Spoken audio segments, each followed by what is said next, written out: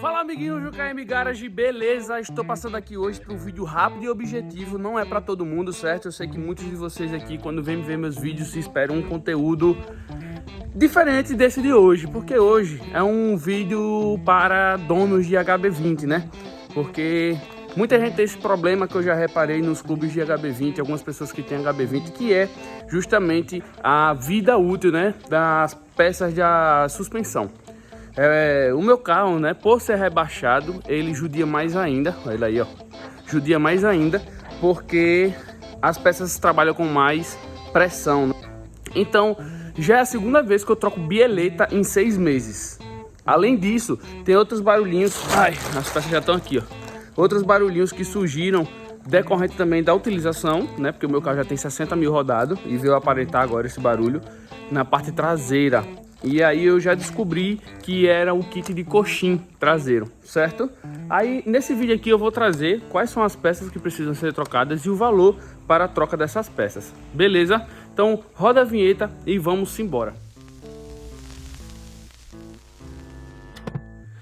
Para quem tá chegando aqui no meu canal agora e não conhece o meu carro é esse aqui, ó. Ele tá rebaixado 1,5 L, não é muita coisa, mas faz bastante diferença, ó.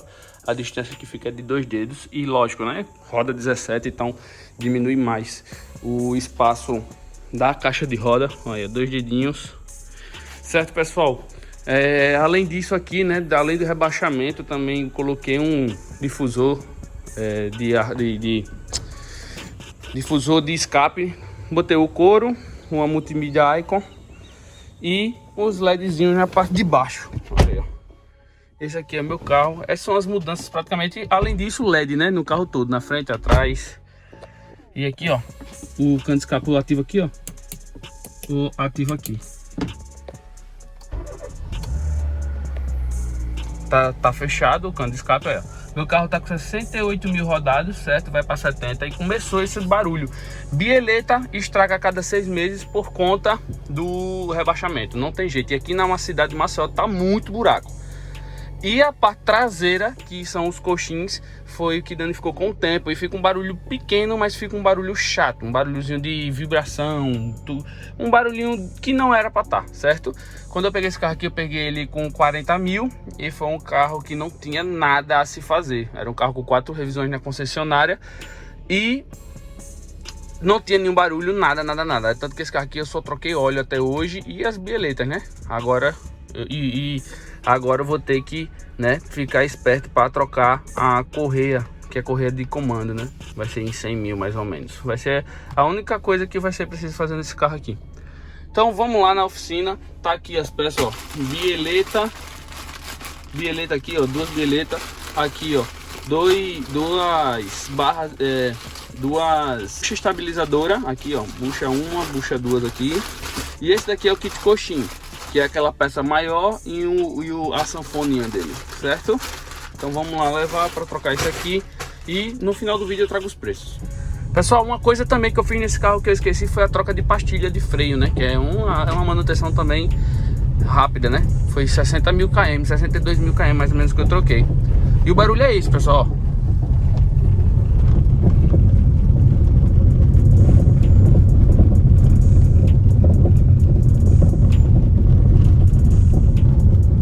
Não sei se dá pra ouvir aí esse tuque direto o tempo todo. Menino, pense que só que eu já devo ter perdido uns 4 kg de cabelo por causa desse barulho. Ó, qualquer buraquinho, ó.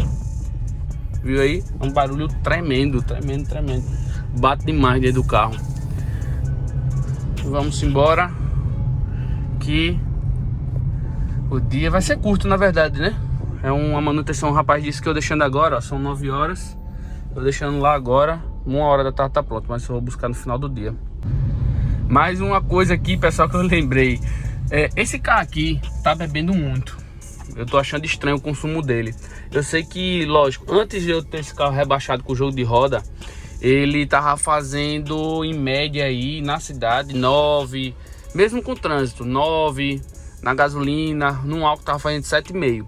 Depois que eu rebaixei esse carro, lógico que isso, como eu tô falando, isso influencia. Mas eu tenho certeza que não é isso, é problema realmente de sujeira. Esse carro começou a fazer 8 na cidade com gasolina e 6,5, 6 com álcool. Então é exorbitante, né, esse consumo. Aí eu já também incluí, né, nesse serviço aqui que ele vai fazer para mim, o serviço de limpeza do bico.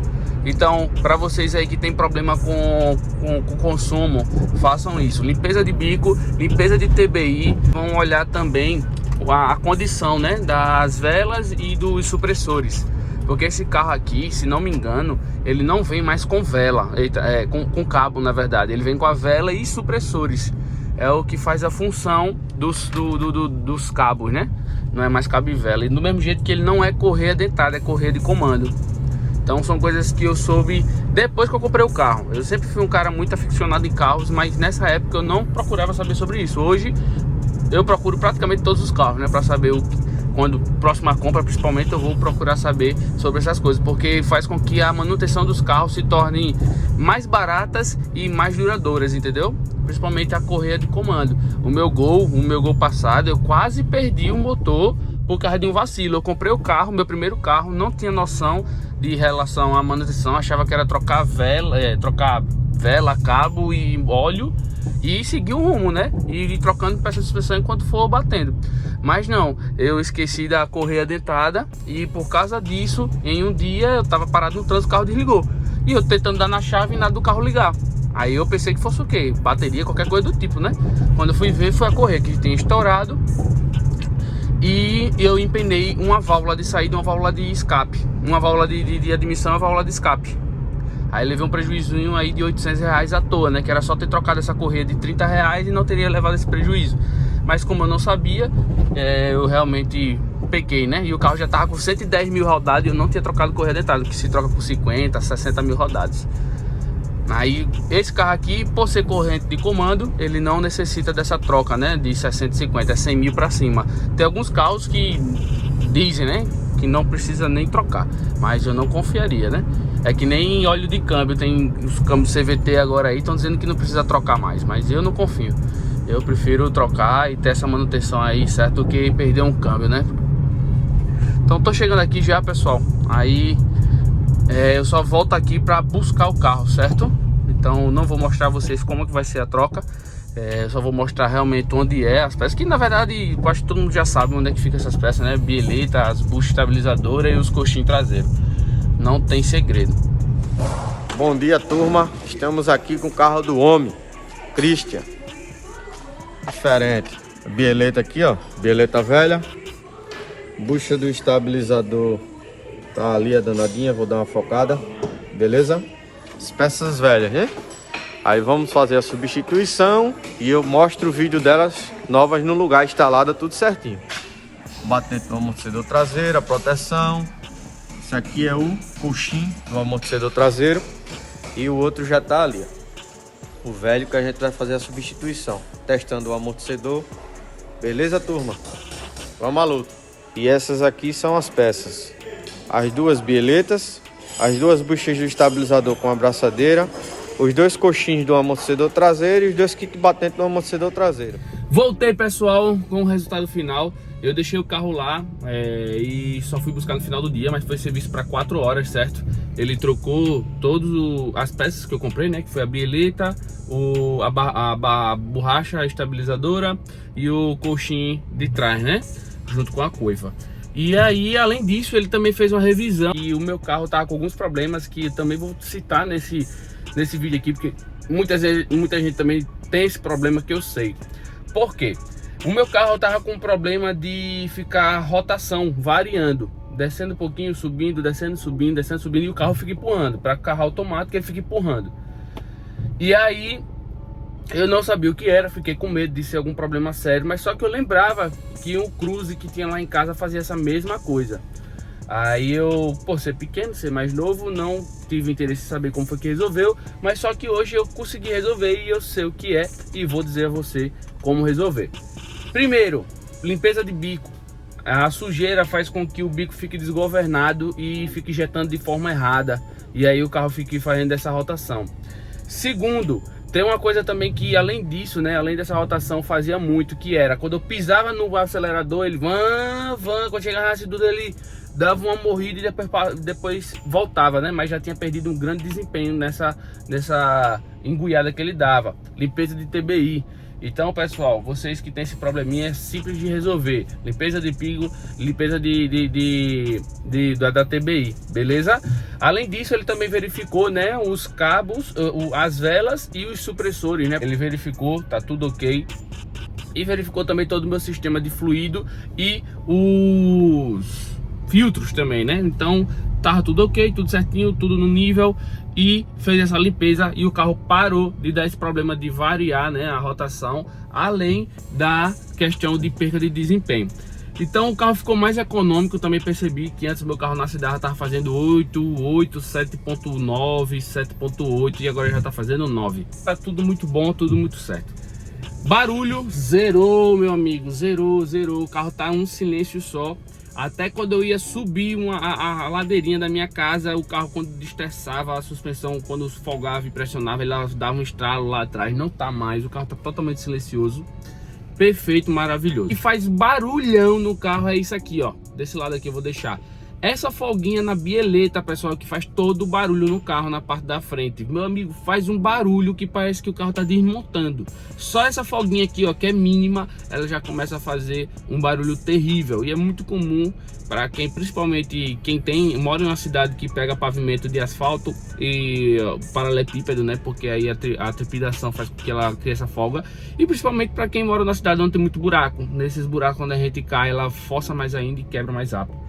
E a parte de trás, que eram os coxins, né? Os coxins, ele já tem um desgaste, né, normal. Então meu carro eu troquei com 68 mil. Foi um desgaste normal. Não era um barulho, meu Deus, vou morrer. Não era. Era um barulho bem tranquilo. Era uma coisinha de realmente, de vez em quando, dar um estalozinho. Então, pessoal, problema resolvido. Foi barato demais. Eu gastei R$290 para fazer esse serviço de peça, né? As peças custaram 290 no Mercado Livre. Gastei 130 nas bieletas mais as buchas e 160 nos coxins. De manutenção, né? De valor de mão de obra, eu gastei R$200, pouco demais, principalmente porque foi a troca mais a revisão e a limpeza. Então, de graça praticamente. Então foi um serviço barato, né? Eu não botei peça original, porque só original, uma bieleta original ia ser R$300, né? Então não tinha lógica, ainda mais para um negócio que vai desgastar, vai quebrar. Então não preferi botar a original, porque não valia a pena. Botei esse segunda linha, mas muito boa. Peguei marcas boas, né? Fiz uma pesquisa, procurei também no Mercado Livre indicação, nota, tudo. É sempre bom fazer uma pesquisa para não comprar bagulho também, né? Que seja recondicionado ou até mesmo coisa que não preste. Então, pessoal, façam. É um serviço rápido, barato e que vale muito a pena. O silêncio no carro fica maravilhoso e traz paz. Olha aí, ó. Agora mesmo já tinha feito blum, blum, blum, blum, blum. Agora, ó, silêncio.